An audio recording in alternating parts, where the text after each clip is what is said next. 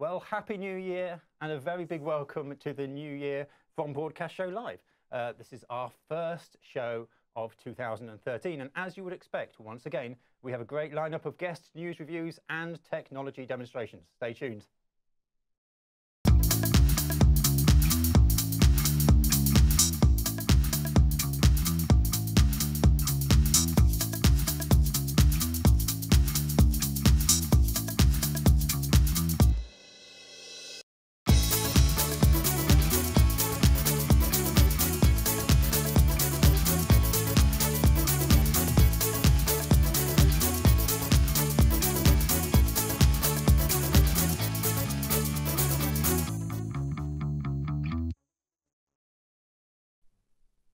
Now, normally I say we have a packed green room full of guests. Today we have a packed studio full of guests. Everybody say hello. Hey, there we go. Despite the green room being full of pizza, they've decided to stay here and watch me. So if you are a regular viewer, you will know that we try to rotate the kit we use in the show to be able to give you a hands-on of a few different types of pieces of kit, and so you can see what's going on. So today, camera-wise, we've got some Sony PMW-200s and 150s, one of which is on a pole cam, just here, there you go. So that's going to be flying around a bit, hopefully not knocking out the lights and things, but we shall see. We've also got some Sony product specialists coming on later to talk about the cameras. And if you have any questions, then please either use the chat room, which is just down there, or tweet at BroadcastShow. And I have an iPad, and I can see what you're tweeting, and I have people talking in my ear, so if you ask a question, it should come through to me. If it doesn't, I'm just not listening. And we're also planning ahead now to next month's show, and we'll be swapping out this luxury set that we've got here, and we're going to go for a green screen and a virtual set, I'd be very careful, virtual set show using a Tricaster. And Newtek are here this evening, and we'll be discussing what we need to do and indeed what variation of model of Tricaster we need to fulfill this amazing show we're going to put together next month. You may also be aware that we are giving away a two-way satellite system from Tariam on the show. We picked the 4 top deserving entries, so people entered us and asked and wrote something about why they want to win the new spotter service and the satellite system. We picked what we thought were the 4 best answers to that, put them on Facebook, and our Facebook fans have been voting, and today I shall announce the winner. Now, to find out just how you can utilize one of these systems, we have Neil. No, we don't have Neil. Who do we have? Chris Beale. Thank you, Chris. This is why they're in here, you see, so they can shout at me. We have Chris Beale from CBA Spindlewood, and he'll be talking to us about what they do and how they work with the new spotter service. Later this week, I'm on a video shoot because I have other jobs other than talking rubbish in front of a camera every month. I'm on a video shoot, and I thought that would be a good chance to review some Gekko lights. So who better to get on the show than Gekko themselves to share their knowledge on all manner of lightings. Of course, the mystery box tends to come on every month. This month, it's not so much of a mystery, as we're going to be giving away a rotor light to one of the people who have voted in that Facebook competition to win the satellite. So if you voted, stay tuned, you might be a winner. If you've been watching Broadcast Show on the website, then I'm just going to say again, the live chat window is right below me, just there. If you're watching it on the web, don't be shy, log on. You don't need a password. Just type in a nickname, please make it clean, and join in the conversation, and it will come up on my iPad, and we have people over there who are looking at it as well. Right, well, I mentioned about trying to get hold of some of these Gekko lights. I'm desperate to test on this shoot later on in the week, and we have David Amphlett from Gekko. Hi, hello. David. Now, David, Gekko lights.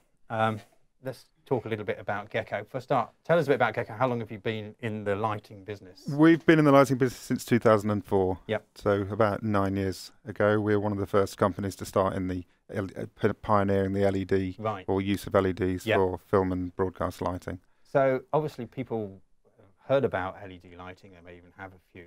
But for those who don't, what is it about LED that's different, special about? What's the benefits of using LED compared to the previous versions? One of the principal benefits is the lack of heat and the saving of power. So particularly if you're shooting on location, the ability to power all the lights off batteries, have no cables, to be able to work quickly. In a studio environment where studios tend to being based in non-traditional spaces and less headroom and less power infrastructure, then the lack of power that they draw is extremely beneficial. So you can run a whole studio on a tenth of what you'd run a big studio before. So they're the principal benefits: heat, lack of it, and the power, and no projected heat, which is very friendly to your artists. So they're not sitting in a sweatbox. Brilliant. So okay, so now I know that if you go to the internet and you do a search around, you can find lots of different types of LED lighting, ranging from, let's say, not very much money to an awful lot of money. Gekko lighting, I mean, I've seen them. It's one thing I wanted to test. They look substantial, they look robust, they look well made. Can you give us an idea of sort of some of the products that you provide? So I know you got the, was it the Kelvin tile? Kelvin tile, which is a broad soft source, a very broad spectrum of light. Right. And there's the Caress. Caress lights are white lights, so in the 3200 and 5600 spectrum. Right. And we've got a Caress over here, haven't we? We have. So I'm going to ask Simon, who's going to grab... Simon, could you grab a Caress light for us? That's that one just there. Bring it forward just so we can get a look at it.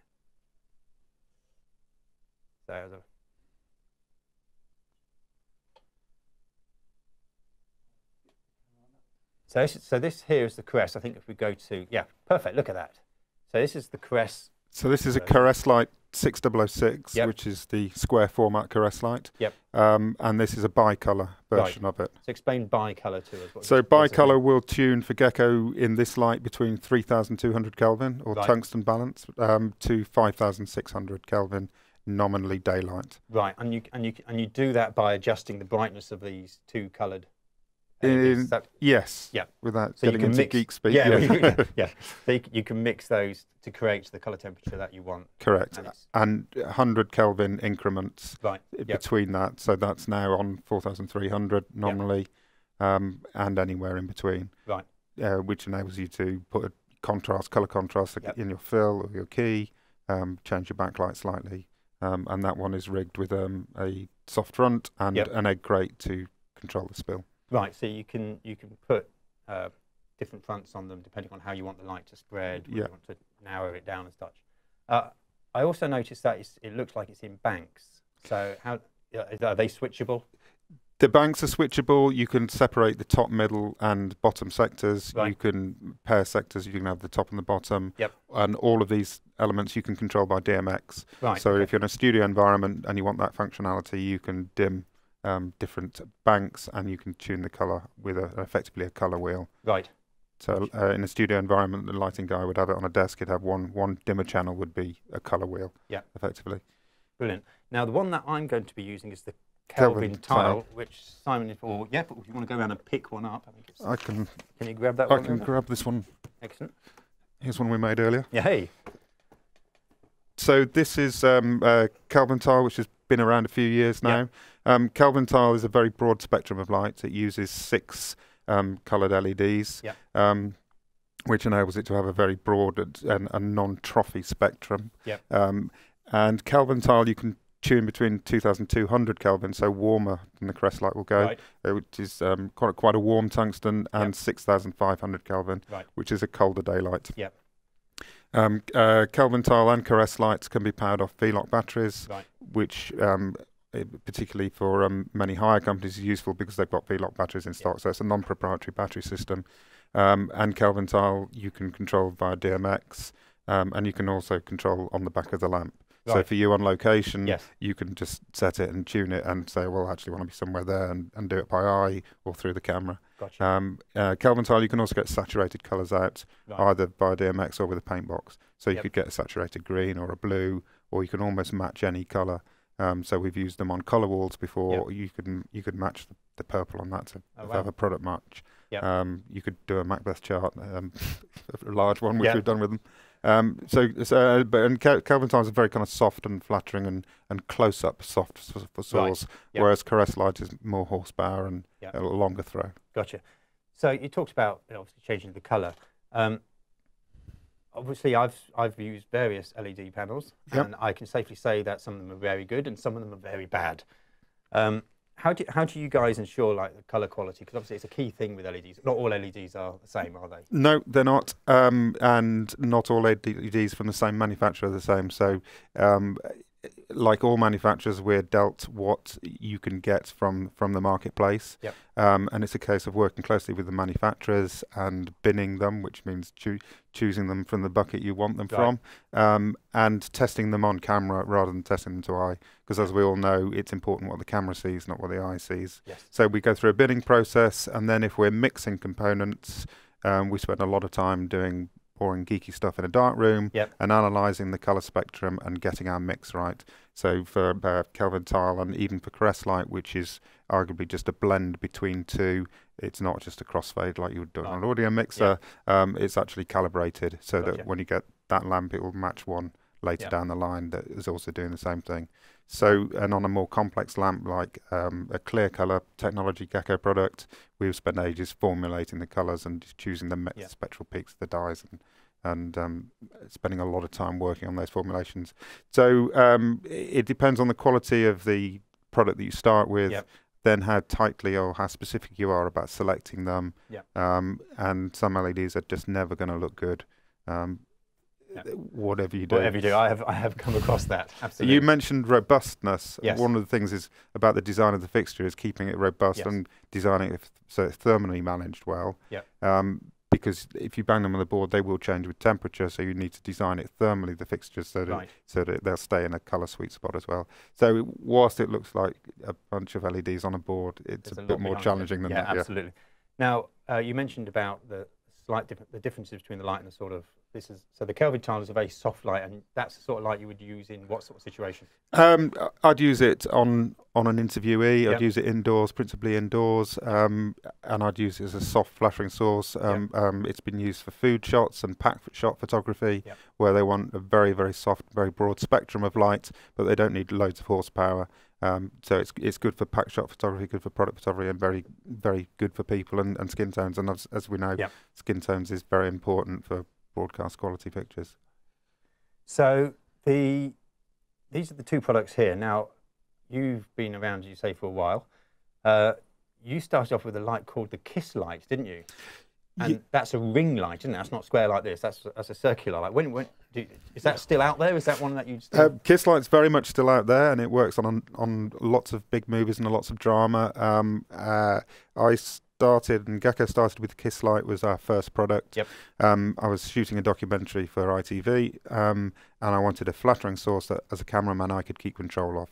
And I wanted to be able to flatter the artist and work in varying lighting conditions. And we all know what the effect of a ring light is. And Kiss Light's very much still for sale product. It's most of the big rental companies have it.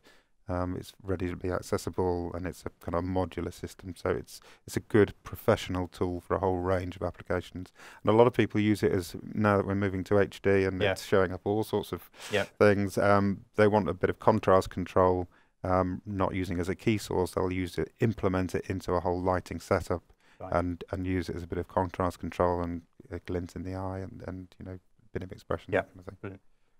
So BVE's coming up. We'll be there. You'll be there, funny enough. So will we. Are we going to see anything interesting at BVE from you guys? You will see some new toys from us at BVE. Some I'll tell you about and some I won't. All right. Go on, what will you tell us about? You'll see the new version Caress Light bi-colours with a different system, and they're lighter weight than they were before. So you may well see a camera top light from us, which is very exciting. Excellent. And you will also see the smallest in the Caress Light range, which is a product called 2006, which is very slim. It's great for desk lights, good for broadcast, good for uplighting. So you'll see quite a few new products for us. So definitely worth people coming and see. What do you know? We'll be on a number of stands. We'll have stuff on the CBP stand. We will have stuff on the LSI stand, who are integrators who use a lot of Gekko equipment in their studio integration packages. So if they walk around, they'll certainly find your lighting around there. If people can't get the show and they want to find out a bit more about these and find out where they can get their hands on them, yeah, you can go to the website, which is gekkotechnology.com. Yep. Or you can go to any of the resellers. We've got we work through a reseller network. Yep. So CVP, AC, UK Light, all have our product on the website, and the website's pretty comprehensive in terms of its technical background. Brilliant. David, thank you very much. I'm certainly looking forward to having a play with those later on this week on the shoot, and we'll be doing a comparison between them and some other products, and I have the funny feeling they might come out on top. So, David, thank you very much. It's been very interesting. I shall be writing reviews and things on these lights for sure. So that's David from Gekko. Go and have a look at their website. I'm going to enjoy having a play with these Kelvin tiles on a shoot that I'm doing later this week. We will be writing a review of them, and so keep an eye on that, and we'll learn something about Gekko lighting, I'm sure. Right, I'm just going to pay a few of our bills here. As you know, we are obviously streaming live. You're watching us, and that's going through Stream UK. So they kindly provide all the hosting for our streaming. It's a good system. As you can see, it's Flash, it's HTML5. We're going out through iOS devices as well, and they've been fantastic in helping us. We couldn't put the show together without them. So thank you very much to Stream UK. You will find them. I think it's streamuk.com, but lower third may have come up there. I'm not entirely sure. I wasn't watching. You may also recall on the last show we had, was it the show last year? I can't remember. It seems so long ago now. We had Selwyn from Tariam here talking about satellite solutions.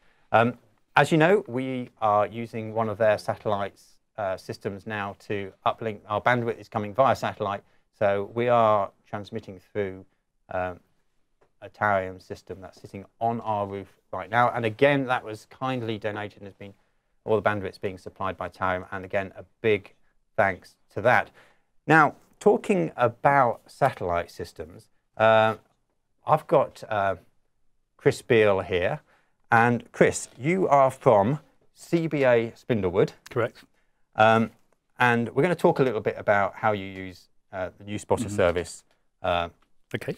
Bit later, but first of all, first time we've met. It is, yeah. First time a lot of people would have seen you, I'm sure. Tell us a little bit about CBA Spindlewood and what it is that you guys do. Okay, well, the company's been operating since 2007 in delivering IT and communications to festival sites.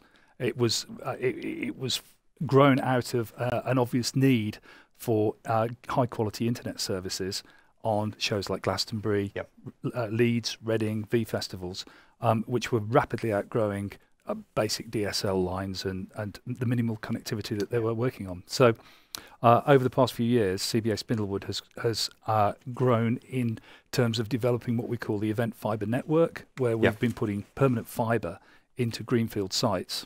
Right. Great for the cows and the sheep, obviously. But for a month of the year, of course, it suddenly becomes critically important to the services which are provided to the show. That includes basic internet connectivity, of course, and telephony. But increasingly, there's a demand for streaming services.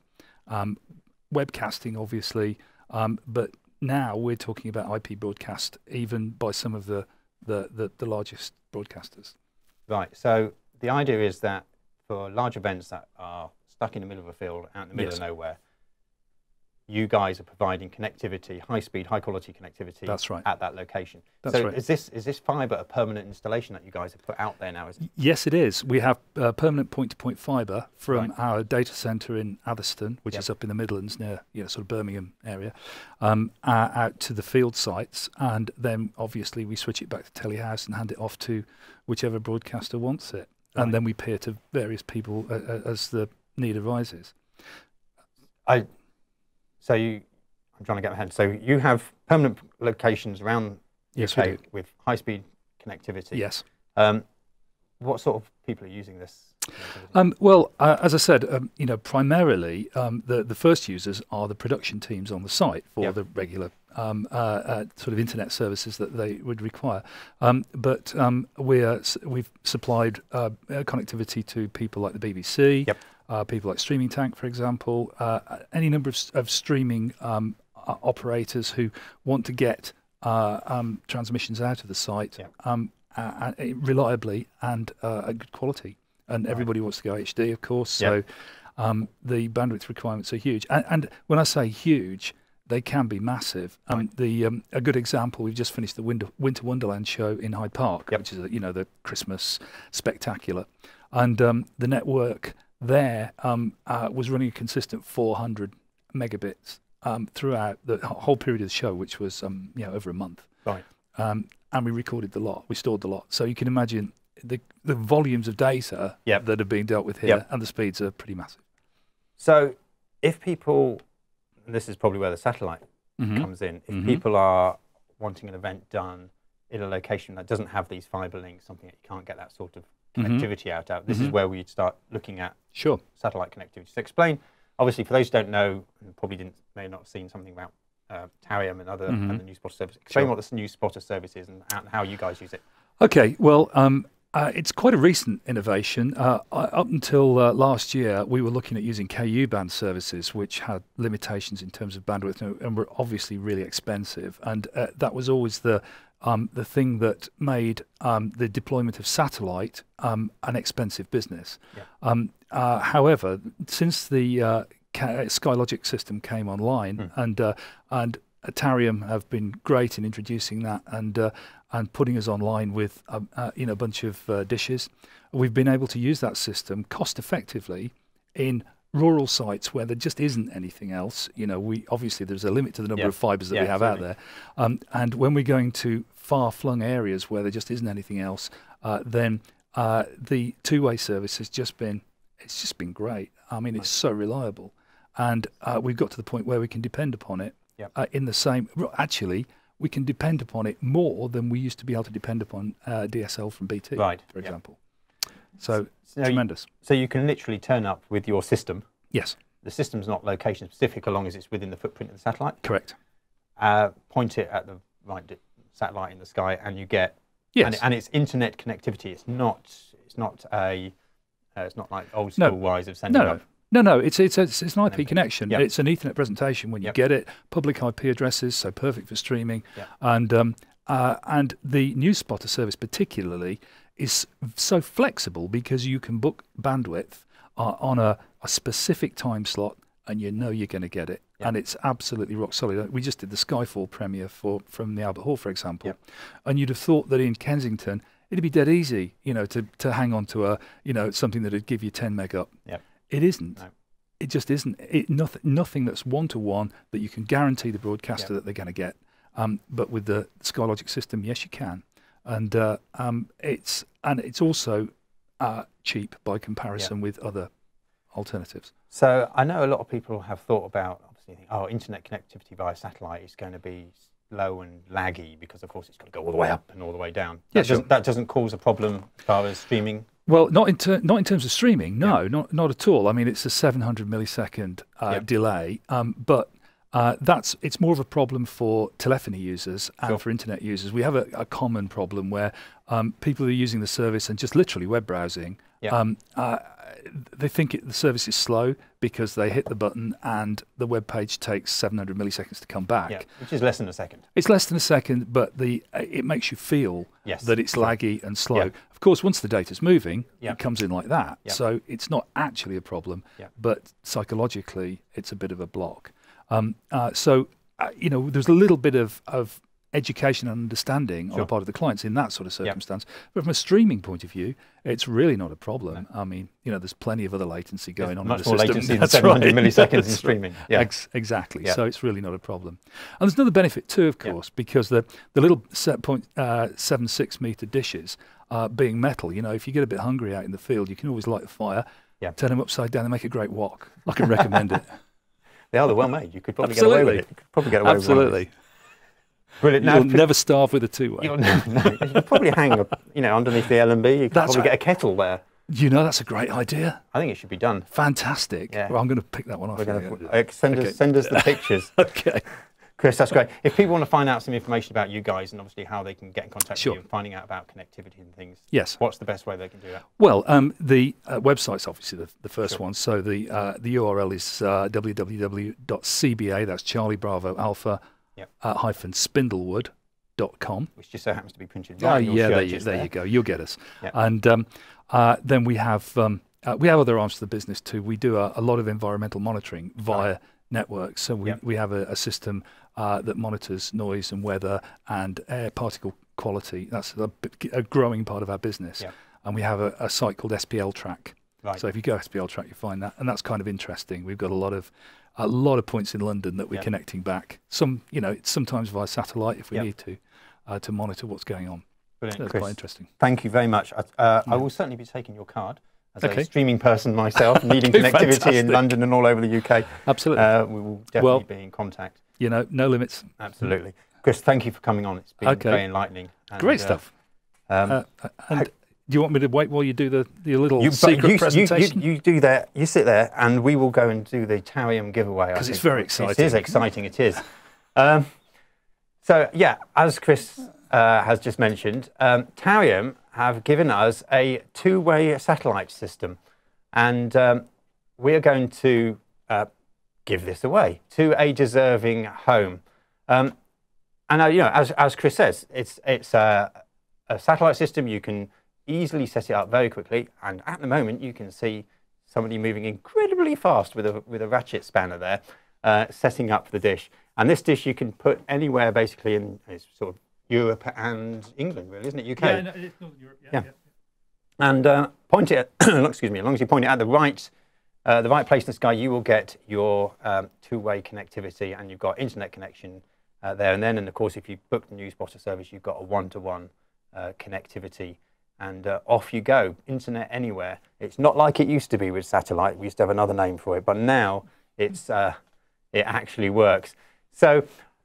The way it worked, this competition, is after receiving a number of requests, which ranged from university TV stations to freelance cameramen, and we took those entries and we picked the top 4, and then we put it on our Facebook page, and we got you guys to vote for who you thought the best is and who is the most valued person to have this system.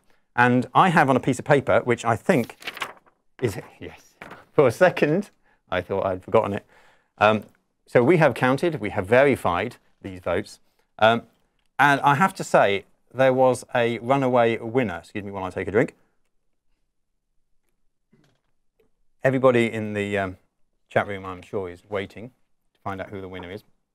So here we go. The winner of the two-way system is Mr. Dan Rose. We all have a round of applause. Thank you very much. Thank you very much. So, Dan, you have just won yourself a two-way system. You got, I have to say, just about 50% of all the votes. Do you want me to read this? I'm going to read this. So, as you know, if you didn't know, they had to write a little bit of spiel of why they should have a two-way system. Okay, and I'm going to attempt to read this. Now, this is interesting because I'm about as dyslexic as you can get. And I'm going to try and read this, and hopefully it will come out in English. Okay, so Dan writes, I am a freelance cameraman working for a broadcaster, a news supplier like ITN, ITV, Channel 4, living and working from the darkest depths of Devon. The Southwest can have its downfalls when it comes to supplying breaking news. Although I can be first on the scene and get the first look in when it comes to pictures and stories, the hardest thing for this type of ENG is getting the stories to air. I've looked into many systems, including 3G, but the lack of coverage is its fail point. With a two-way News Spotter system, I could be anywhere in the UK and further afield, in fact, even Europe. I would be able to supply news as it's happening without deploying a sat truck from hundreds of miles away, thus bring down the costs to the broadcaster. One man, one camera, one two-way, unlimited possibilities. Look at that, there's a strap line if ever I heard one. Fantastic. One man, one camera, one two-way, unlimited possibilities. Dan, I think it was the last sentence that got it for you, mate. You have won yourself a two-way system. Congratulations. And thanks again to Chris for talking about how they use it as well. I'm assuming the powers that be around here will be in contact with you, Dan, to get that system to you and enjoy it. And it'd be great to hear back from you about how you get on with it. Really good to hear. In conjunction with that, we were running another little competition for all you who voted. So we had the 4 people writing that you guys had to vote for, and then obviously the people who vote. And here we go. So the winners of the voter light is going to be chosen by one of you folks who voted. That was a random choice. Let me get rid of that. Filed. So you win a rotor light. If you don't know what one of these are, it's a nice little ring light that you can put on top of your DSLR or on top of your camera. It gives a nice soft light for when you're nice for interviews and things, nice close up. Great for photography as well. Now here is a piece of paper. Do you know what? I think I might even know this person. This sounds sad. I might not. The winner of the rotor light is a Mr. Andy Groves. It's written. Where is it? There it is. No? Which camera are we on? Camera 3. There we go. Camera 3. There we go. Andy Groves. There we go. Just say, I think I may even know an Andy Groves. Andy, congratulations, mate. You have just won yourself a rotor light. They do a nice little kit as well. You can put it on an iPhone, and it works beautifully. Let me put that. I'll put that back here for you. I won't chuck this one like I do everything else. I'll put that there. That will be winging its way to you. Right. So now we're going to talk a little bit about obviously these great Sony cameras that we've got. We are surrounded by Sony cameras today. It is brilliant. And as our fine guests sit themselves down, I'll tell you a little bit about it. So we've got a 200, PMW-200, which is the camera that I'm talking to you at the moment. We have a PMW-150, which is our guest cam, which is the one that looks at our guests. And on our pole cam, if you don't know what a pole cam is, you haven't been watching the show enough. Our pole cam, we have another PMW-150. And we've got David Stannard and Kanta Yamamoto from Sony to give us an overview of these cameras that we are going to be using today. So hi guys, thank you for coming on. Hi. Kanta, let's start with you. Yes. You're the technical guru here. Yeah, I believe so. So we're gonna be nailing you with all sorts of questions here. Right. So these are new cameras from Sony. These are 3 or 4 months they've been on the market, and we've got this PMW-150 and the PMW-200. We've got them both here, which is great. Yep. And of course, as I say, surrounded by Sony cameras. Can you give us a little overview of each of these cameras, where the differences are, what's new about them, and then we'll start winging questions away and see how we do. So yeah, go for it. What have we got? Okay, so this is the PMW-200, this one. Yep. And you may know the PMW EX1 or EX1R, which was a really popular camcorder. Yes. And that is first handheld camcorder using half-inch sensor and 35 megabps at the time. Yep. But in this industry, many broadcasters or high-end videographers requesting more higher bitrate. Yeah. So now, to meet their request, our engineer developed this 200. This is using 50 megabps MPEG-2 codec. Right. And the sensor is a very similar one to the EX1, so which is a half-inch sensor. Right. Okay. So the 200 has a half-inch sensor. Yep. Same sort of size as the X1 and the X3 had, or have still, I suppose. And then we've got the 150. Now the 150, it looks very similar. As far as format's concerned, they look, you know, I can see slight differences on the lens. I tell you what would be really good is if we can go round almost from lens around the camera. If you can give us an overview of each of the cameras, because some people may not have been born on this planet and don't know what an EX1 is, but can give us an overview of these cameras and the slight differences between them, because obviously one's there's a price difference in them, and there's going to be different feature sets on each of these cameras, although they do look very similar. So I mean, let's start at the lens side. I can see there's differences. I recognise the lens system on the 200. It looks very much like an EX3. It looks very much like the EX1 lens system. The 150 has a different lens system. If you can talk a bit about those for me.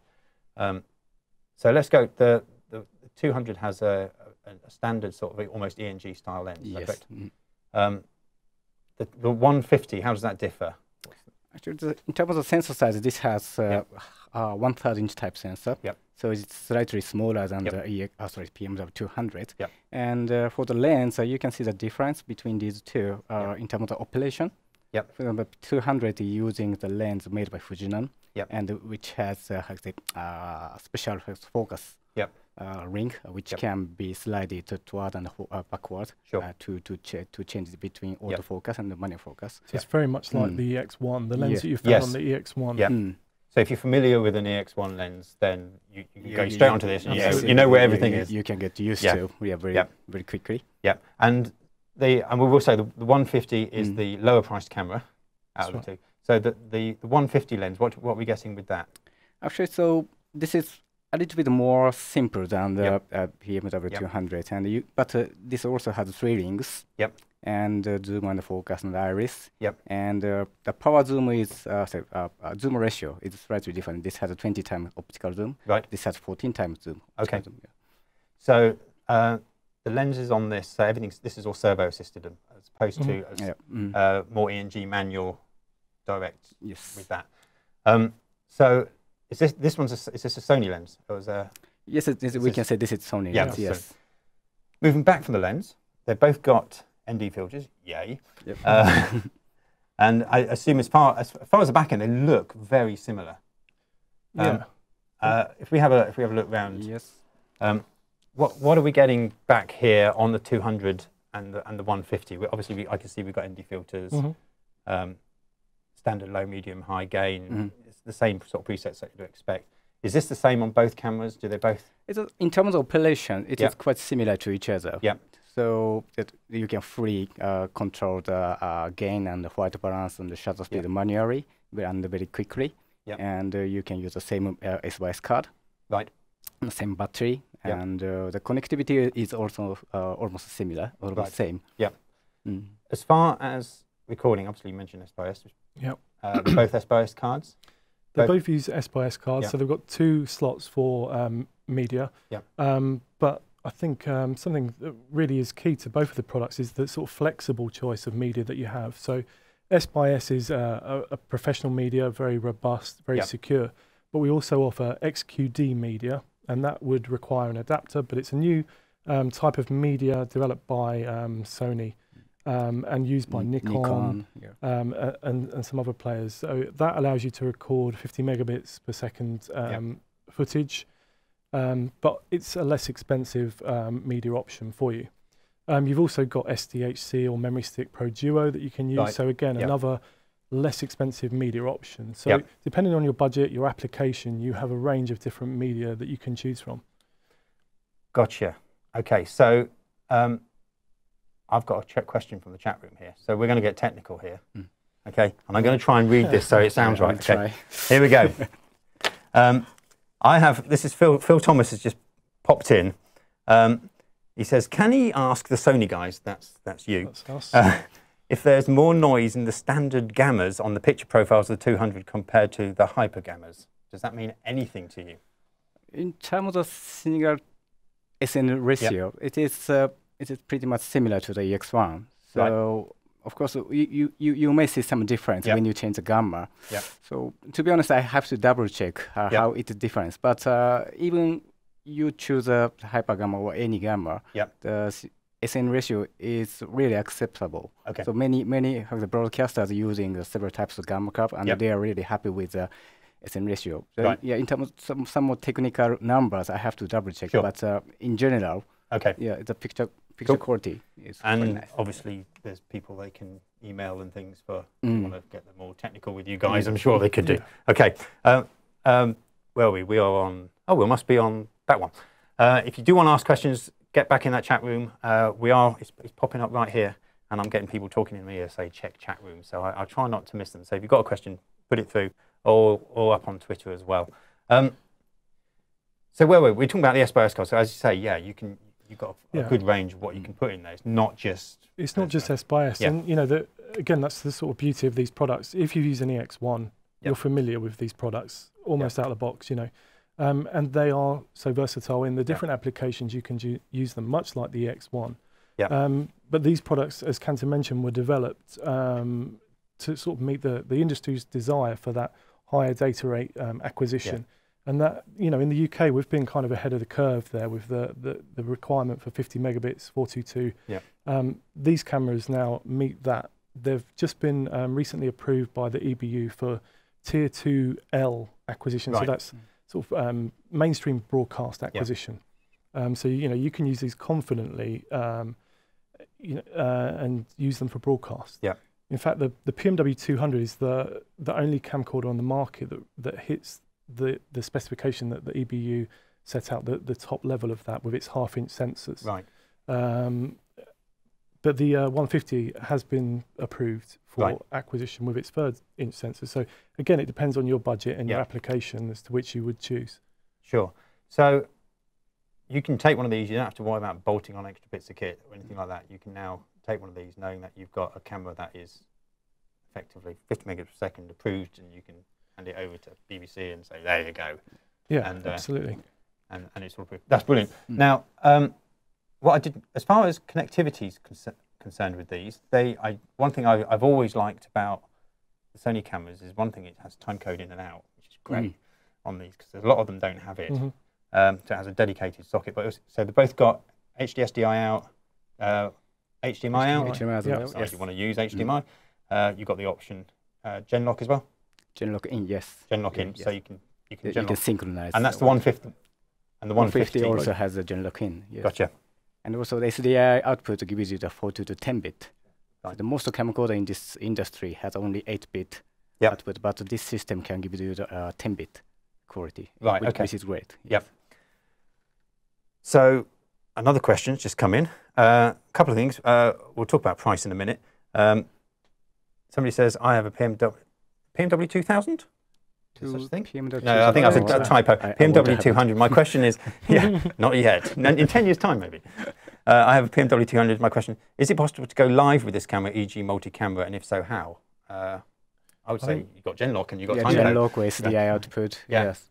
So we've got, obviously, I would say you've got SDI out, so that goes straight to switch, no problem. You've got Genlock in, so if you want to Genlock all your cameras, you can go directly into that.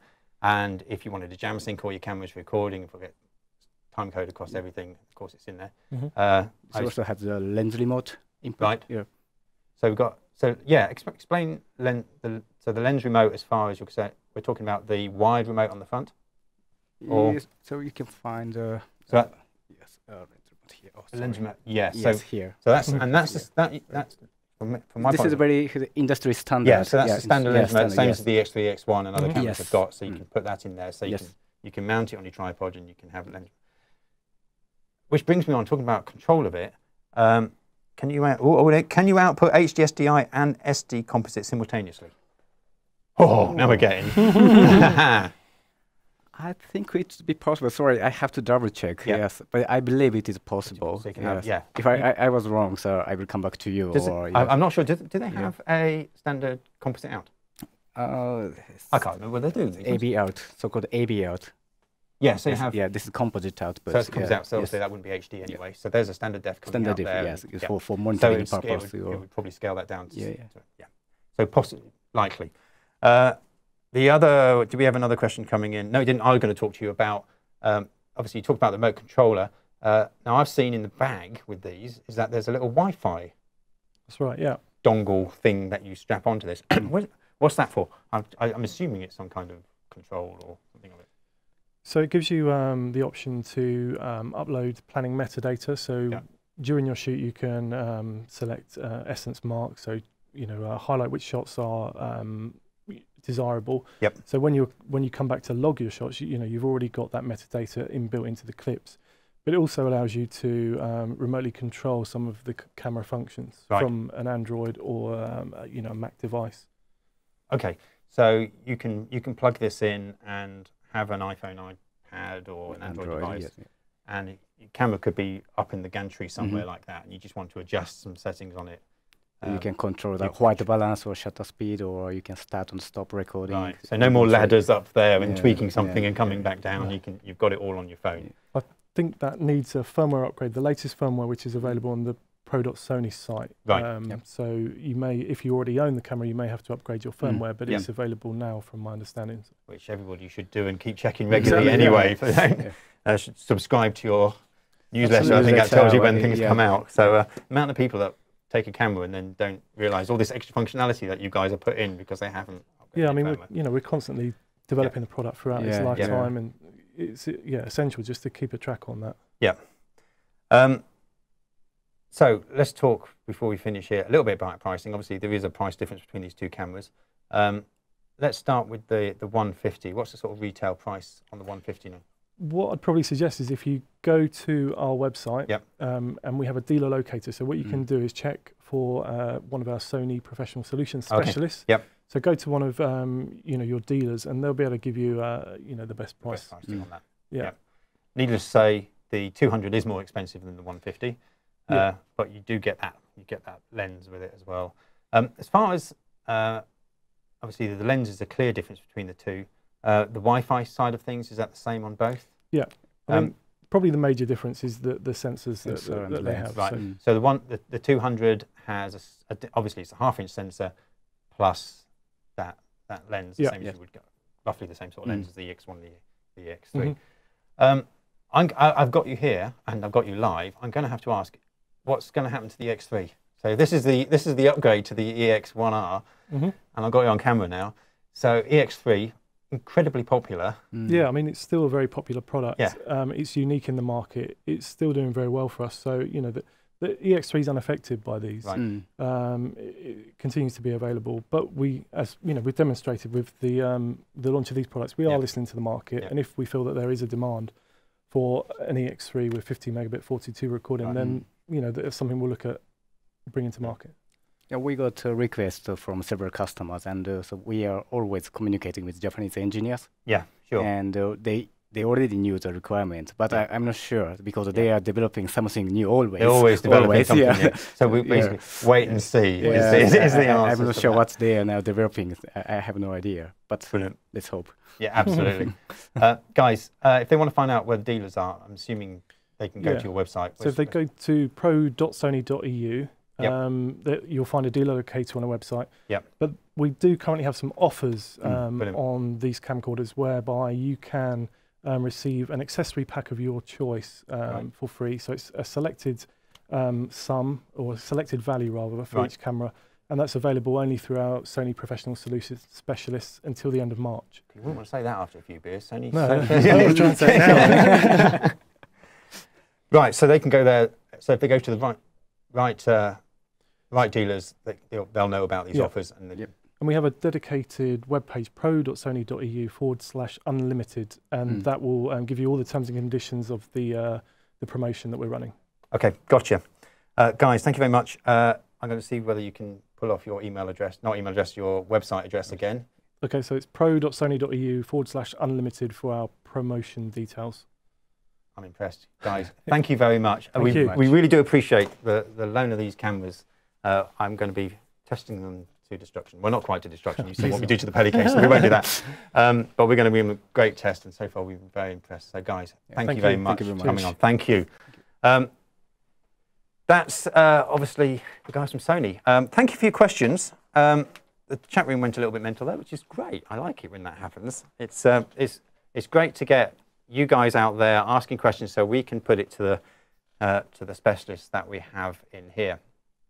Let's move on a bit. I'm just going to have a drink before my voice goes. It seems like a year since we've done this, and it's only been a month, but there we go.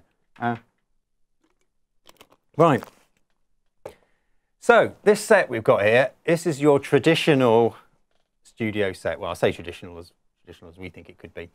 But as we said before, we like to rotate things. The whole purpose of Broadcast Show really is, yes, we could set up this perfect studio with the same cameras all the time and the same lighting and the same audio kit. But the whole purpose of this is that we're going to be testing stuff out, and we're going to try using it so you guys can see how things are. We're going to get the specialists on to talk about the kit. And so we like to rotate things around a bit, as we mentioned before. And we've been talking to Newtek about broadcasting I'm going to say it slowly, virtual set show using their Tricaster models. And yesterday, I popped over to their UK HQ to get a demo of the various models with Chris, and had 4 to choose from. So we had a little look around. I got an overview of everything that a Tricaster can do, which is amazing. And to get some idea of which model Tricaster we wanted to use for the show next month. And funnily enough, Chris is here with me now. Hey, hiya Chris. Hi, pleasure to be here. Thank you. First thing I'm going to do, because it feels as though we are actually on different sides of the world at the moment, I'm going to move this chair out the way. Okay. Put it right over here. Am I getting a little bit closer? And we're going to get in a little bit closer. This is cosy. It is. We like being cosy. Yeah. Cozy's good.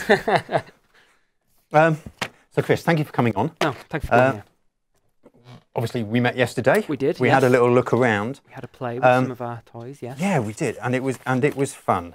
I have to say, I was quite impressed. So next month, we're going to go into this a bit later, but we're going to do a virtual set Tricaster run. We are. Show. Yeah. For those who don't know anything about Tricaster, one, I ask them where they've been, but tell us a little bit about Tricaster and what Tricaster is. Okay, so I'll say what Tricaster is in terms of what people think it is. So a lot of people think Tricaster is just a box to do video streaming. Yep. A lot of people think Tricaster is just a solution that will enable them to do video mixing. Yep. Of course, it does those things, and it does those things very well. What Tricaster is a complete integrated system. Right. So if you think about everything that you would find, for example, in an outside broadcast truck, you will find that inside a Tricaster. Right. So a Tricaster does multi-format live mixing. Yep. It does video recording or media recording and media playback with full integrated audio switching and mixing as well. It has it does full graphics playback. It does video streaming. So of course we can deliver our content out to our customers online. Yep. What else does it do? It's got a full chroma key system built in there. So of course we'll see next week, next month with the virtual set technology.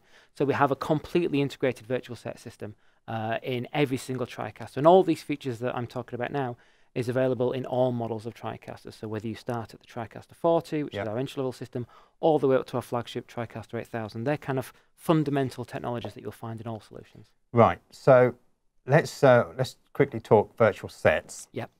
As you say, it's in all the Tricaster systems. Now, some people think virtual set, Photoshop, JPEG image, green screen, and a camera pointing at you, and some dodgy fringing around you, and that's your virtual set. That's not really a virtual set as far as Tricaster is concerned, is it? Not really, no. So now we obviously had a brief overview yesterday. Yeah. But as far as and hopefully this is what we can demonstrate next month. Yes. As far as virtual sets concerned, as far as Tricaster concerned, what are we looking at as far as what you can do with a virtual set in Tricaster? So every single Tricaster includes a wide variety of pre-built virtual sets. Now those virtual sets support multiple video inputs, so we can do things like sophisticated graphic layering. We do full reflection, so we can have a virtual desk in front of the presenter that obviously doesn't physically exist, and on that desk you'll find all the reflections and all the reflections that you would expect to find. We can also do things like camera zooming and camera panning from locked off cameras as well, so we don't need to have camera operators physically zooming and moving around the actual space to be able to create that dynamic, that very high production level. So you're saying that with a locked off camera, locked off at say somebody like me or you sitting at, we can get, without having to touch that camera, different levels of zooming and panning within this virtual set environment. Every single Tricaster available today supports full camera zooming. So you can pull all the way back to a very wide shot, and you can go all the way to a very close shot. And you can actually do that either by stepping at various zoom points, or you can actually do a nice smooth camera move. And with for example, the Tricaster 8000, that also then supports full camera panning and the ability to also have multiple presenters in the same virtual set as well, and you can have those in different points. So it's pretty amazing. So we're going to be able to set up a multi-camera, multi-angles, virtual set of our choosing in our small environment here. And if we do it right, we can look as though we're in the BBC newsroom type size studio if you wanted to. Exactly. I mean, you know, basically you could have something as small as maybe a 1.5 meter piece of green or blue fabric behind me and obviously behind yourself. So we can work in a very small confined space, but with the advantages that a virtual sets bring is that, and with obviously with the Newtek virtual set system, is that it allows you to give the illusion that you're in a much larger environment when you can actually work in a very, very confined space. And it also enables you to have different types of environment within that same production as well. So that's the virtual set side, and obviously that's, you know, people see a TriCaster, know about TriCaster, they see the virtual sets. It's pushed a lot with the TriCaster because it does do it spectacularly. And I have to say, from what I saw yesterday, it's impressive. And with our virtual set editor, anyone can build a virtual set as well. Now, but it's not just a virtual set machine. No. If you want to have a standard studio, if you want to take it for an event or something like that, you don't have to use virtual sets with this. It does a lot more than. So let's go into some of the other features across the TriCaster range. So obviously, switching of your camera inputs is a given. As far as media playout, lower thirds, graphics, and how does that work with the TriCaster? So in terms of media playout, we have multiple media players within a TriCaster. So we have media players that supports full video playback. And that's not just, for example, a frame sequence of still images. It's full video playback. So we support a wide variety of formats: QuickTimes, AVIs, MOVs, MPEGs. And you can drop those onto the system and physically integrate those and play those back, even with automated playout as well. So we do that for video. We have multiple graphics and still stores in there as well, multiple frame buffers. And you know, sound playout as well. So all of those media players are again incorporated on every single TriCaster. Different models will feature different number of media players, and so on and so forth. But again, it's a core feature across the entire range. So if we wanted to produce a animated video that has some kind of transparency on it, things, you could drop that in there and just play that out. You can you could create that in your own, you know, your favorite motion graphics or visual effects package. You could render that out as a video file with an embedded alpha. So again, we work with a wide variety of codecs, and we also enable people to install our own codec onto their machine so they can render content out to that codec. Drop that straight onto the TriCaster and roll that out as a lower third graphic. It can be animated, it can be static. We have a title or CG system called Live Text, which again is either available on a TriCaster or can be purchased as a cost option. And that enables you to work with title templates and be able to make very quick changes. So you can build up a particular design style, and the operator can then quickly swap out elements such as pictures and text and so on and so forth. So as far as getting other inputs into these systems, one thing I do here is that, you know, we've got an iPad, and it's nice to be able to. I've got the chat room on here. I've got Twitter on here. And in certain circumstances, we want to be able to put that out to so people can see what's going on. Exactly. And again, from laptops and other PCs and things. Now, normally, you take your converter out, your VGA, you take your VGA converter, you convert that to something else, then you take that into one of the HD SDI inputs or the composite video inputs. You don't have to do that with a TriCaster, do you? We don't, no. So how does it take in these inputs from these other devices? Okay, so obviously our TriCaster has traditional video inputs. So, you know, they will always have composite YCN component. Some models will feature SDI, and obviously we work in standard definition and high definition. In terms of wanting to bring content in from let's say a laptop, a Windows or Mac-based computer, or indeed from an AirPlay device, we have two network inputs. So these network inputs allow any client, Windows or Mac computer running a small application that, again, is completely free with every single TriCaster. And that then takes the entire desktop or a window or a particular region of that desktop and sends that via network into the TriCasters. You can then roll that into your live video production. And with the iOS devices, such as an iPad like you have here today and an iPhone, we can AirPlay. So we can actually AirPlay video content, still image content, and audio into our live video productions. And that can be done completely wirelessly. So long as the computer's on the same network as the TriCaster, you can see it and you can talk to it. Brilliant. Chris, well, I've got a question here. I've got a couple of questions coming. I'll just ask this one because it's relevant to what we're talking about at the moment. Somebody said, can you ask about the graphics and integrating with scoreboards for sports? Okay. So I'm assuming they want to get live scores coming up onto. Yeah. So with our live text add-on, that has a feature called Data Link, and what Data Link allows you to do is it allows you to link up to, for example, take data in from external sources. So it could be an SQL database, it could be an RSS feed, so you can have little ticker tapes running across the bottom. But it also allows you to talk to scoreboards, sports scoreboards in particular. You know, companies like Daptronics and so on and so forth. So we have that integration, and again, that is available if you buy live text as an add-on and run that on a separate client. Which again, also you connect that client to the Tricaster via the network cable. So again, we're not having to take up any of our valuable video inputs. We can then, of course, incorporate that content into our production and then push that content back out to a scoreboard as well. So we go, you'd have something like a laptop running live text that has the link to the scoreboard data that's being fed in. And then it's presented how you want it to present. You would design up your template and everything else, and then that would be pushed to the Tricaster via network. And then the operator of the Tricaster can choose to pull that up at any point. It's just seen as an input on the Tricaster, and again, you can overlay it. With other inputs. Yeah. You could, and all graphics can be. You can rotate them. They don't, depending on the Tricaster model. You can rotate graphics. You can scale them. You can position them wherever you like as well. So again, if somebody gives you a logo, let's say you want it in the top left or the top right, most people will just give you a logo that kind of sits front and center in the middle of the frame. So again, we can position those graphical elements as well. Gotcha. Just going to reply back to that person. There we go. So what we've come across the whole Tricaster range, we've got video inputs, audio inputs, we've got media players, we've got virtual sets, we've got remote links to iPads.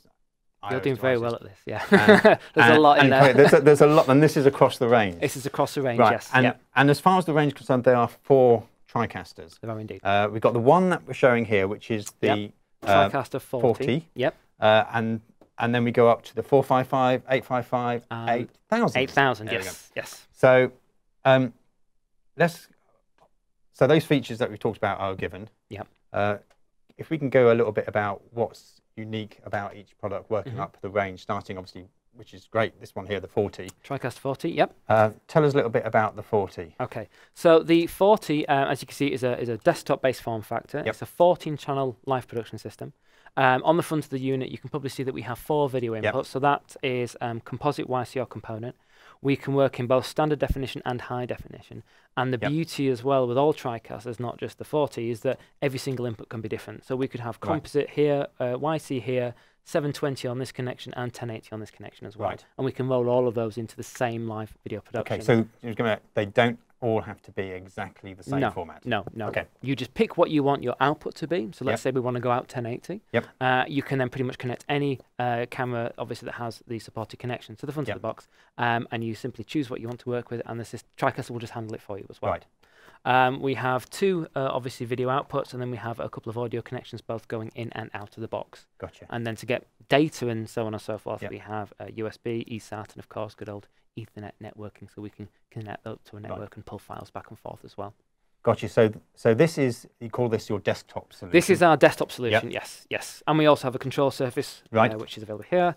This is an option with the 40 series as well. So we have an optional control surface. So you can either run it with one person just on the control surface. You could have someone with keyboard and mouse, or you can actually run the 2 simultaneously. So you could have 2 people operating the system. So you could have almost a director effectively switching, and somebody else getting all the pre-roll stuff ready to go, Exactly. They could do VTs ready, the in and out points all sorted, doing all that stuff at the same time on a keyboard. You can be rearranging the order of the clips. You can be marking in points and out points. You can start and stop recording. That can all be done without interrupting the live mix as well. So director can just be doing what he does best. And choosing the shots. Exactly. Fantastic. So moving up, so this is the 40. Then this is the 40. Then we get into what's known as your professional range? Yes, exactly. Which is the 455 upwards. Yes, so the 455 is a professional-based system. So in addition to what we have with the 40, we have an expanded number of media players.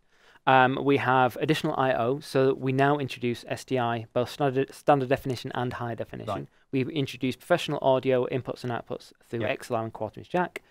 We also do embedded audio via the SDI as well. Now that system is built for portability as well. It's a 2U rack mount chassis.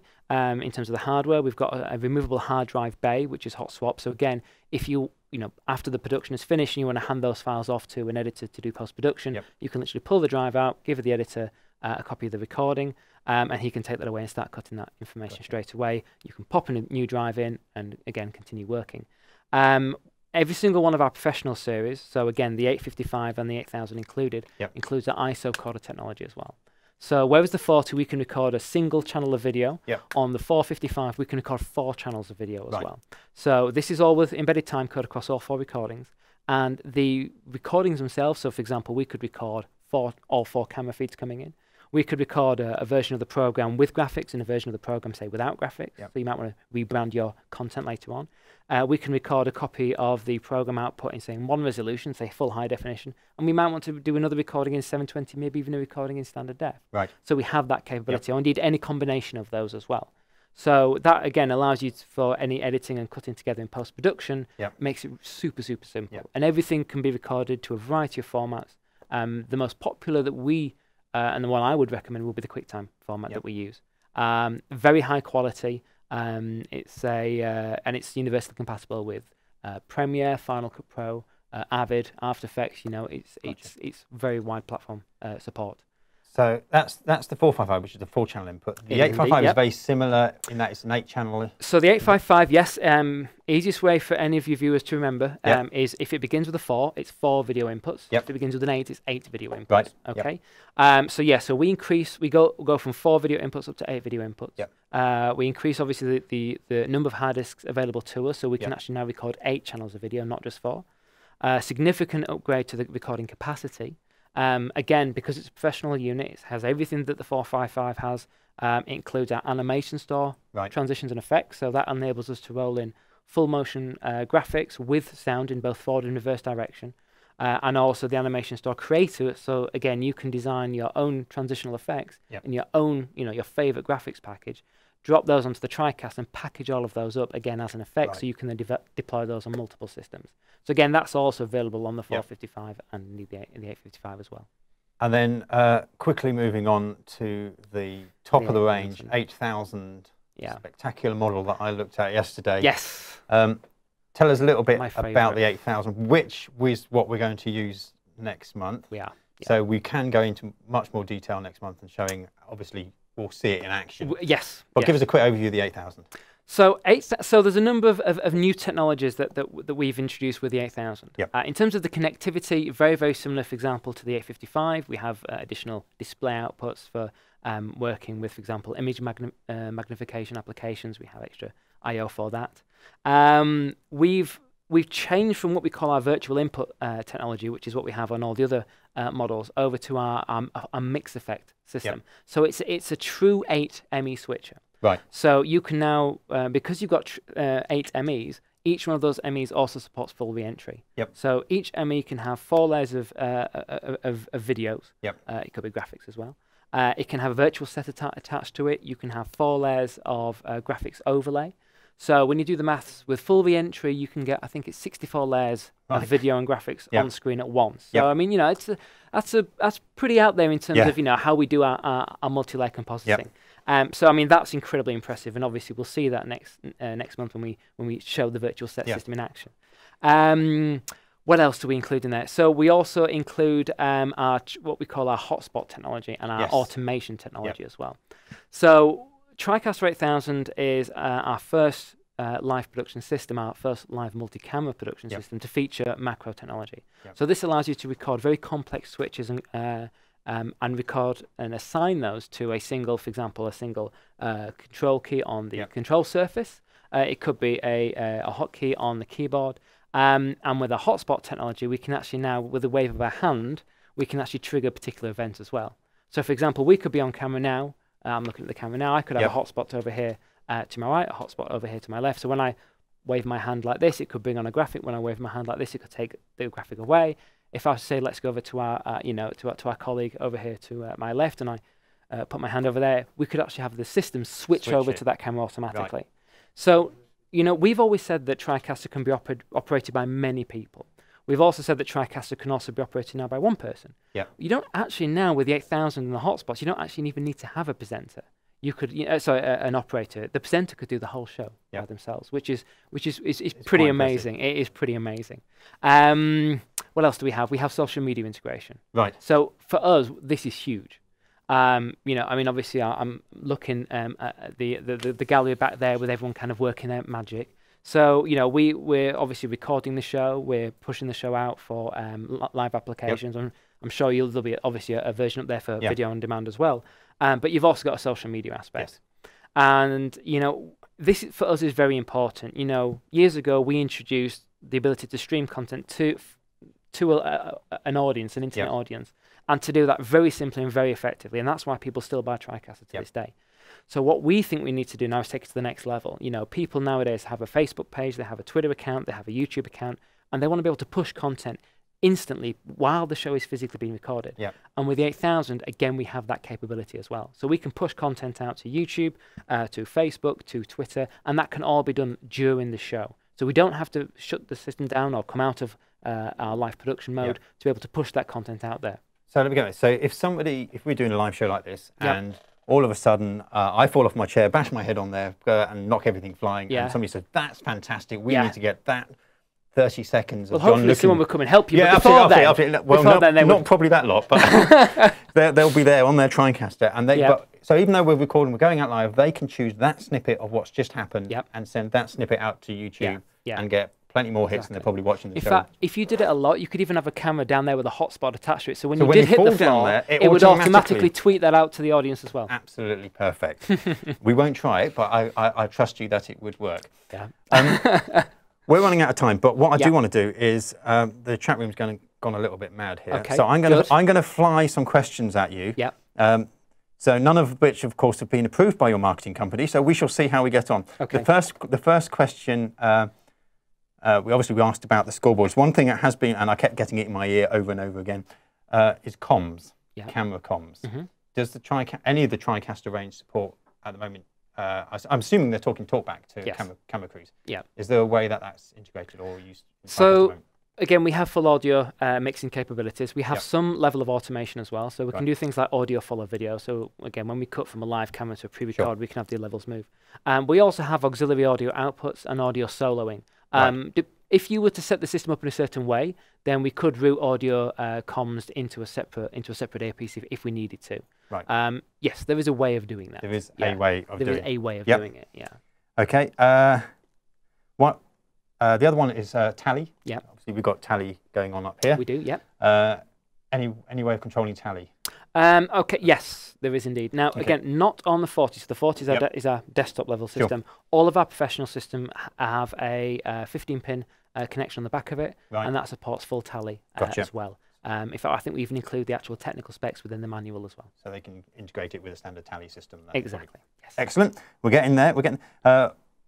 Somebody actually, further on in the chat room, talked about, obviously, we're talking IP connectivity via iPads and things like that. Do you think there's any way this is going to start happening with, because you're starting to get cameras now that stream H.264, you obviously got IP cameras and things. Is Tricaster looking at that as a possible, do you think it is a way, is it going that way, do you think, eventually? Well, more and more is going over IP. So, you know, I mean, we don't, obviously, as a company, we don't talk about future developments. We are always looking at where the industry is now, where we think the industry is going to be in a number of years, and where technology is going to be in a number of years as well. You know, we've got a really great team of technicians who work diligently to be able to, you know, bring features like hotspots and macros. So it wouldn't surprise me if we were certainly looking at it. You know, I can't talk about what we're working on at the moment, unfortunately. I'm just winging my way through this. Milligan TV says the vision mix part of me is now getting worried because you can do it by yourself. Don't worry, you should see their controls. Actually, that's one thing we didn't mention. The professional series all come with a control surface. As standard, yes. So control surface is standard. On the 40, it's a cost option, yes. The one on you get with the 455 is it? It's considerably larger than this. It is, isn't it? Similar. It is. Yeah. It is. Yep. The one we looked at yesterday was the one on the 8000. Yeah. Which, in case you didn't know, the one on the 8000 is a magnificent surface and has this, even things like the little control fader. Have we got the clip? Go on then, bring it up. So this is the surface. Look, look at what happens when the fader. When you move the fader, it even changes colour. Yeah. So you can see when it's live or just down in preview. You can see when it's live, when it's preview, and you may have noticed as well on the 8000 we have 2 T-bars, because again we have even though we have a full 8ME system, this actually allows us to drive 2 separate mixes from the same unit. And depending on which mix effect you're looking at, the T-bar will actually change colour to show you that. So it's not just there for looks. It is there to actually absolutely. Let me just quickly scan through these. I think we probably got most of it that we need to ask there. Now, you guys have, we saw that, you've got a demonstration area. If people want to find out, it just does so much. And obviously, we're going to demo a good portion of it. We are. But if you want to get into the nitty-gritty of it and seeing how that panel works, how do they get in contact with you guys to find all this information out? Okay, so of course, we have a website, obviously, www.newtek.com. On that website, we have various documents that help people try and pick which Tricaster is best for them. And we also have full product comparisons, so people can look at the key features and the key differences. Of course, they can also email us at sales@newtek.com. And we also have a reseller network, which is now worldwide. And of course, those resellers are able to offer demonstration facilities, product training, and of course, sell you the system as well. Excellent. Chris, thank you very much for coming on. I have to say, I am looking forward to next month. Me too. And just seeing what we can do. It's going to be good. We will have a bit of fun, I'm sure. In the meantime, thank you very much for coming on. No, thank you. It's been brilliant. Thank you for inviting me. And we shall see you next month for sure. Thank you. You are coming next month. I am. You said it now. No matter what, you're coming down from up north and joining us. Thank you very much, Chris. Thank you. Well, we've overrun slightly, but there we go. Tough. It's definitely worth it. So as we come to the end, I just want to say, behind the scenes, we've got Mark and Neil who are switching the cameras for us, and we're using the AutoCue production suite, of course. On our pole cam operator up here, take a bow with the pole cam. See, he's getting there. So this, here we go, if you can do it. So we've got Chris is on the pole cam. He's been doing those pole cam shots. We've got Matt, who's been monitoring the Twitter and the chat room, but seems to neglect the fact that I respond to things until he realises later on in the show. But there we go, that's all right, Matt. Sends me pieces of paper when I've already answered in the chat room.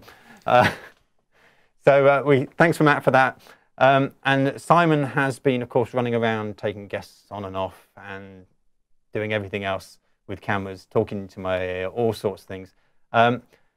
We'd like to say a massive thanks to the following, in no particular order, of course, without whose help this show would not have been possible. Of course, we've got AutoCue, we just mentioned, we've got Vinton doing tripods, we've got Sony, of course, doing cameras, we've got Serialite doing lights, Liebeck doing tripods, Source Distribution doing audio, Workstation Specialists doing the computers, Telestream, of course, doing Wirecast, Stream UK hosting it, Tariam for doing the satellite communications, and many more I'm sure that I've forgotten.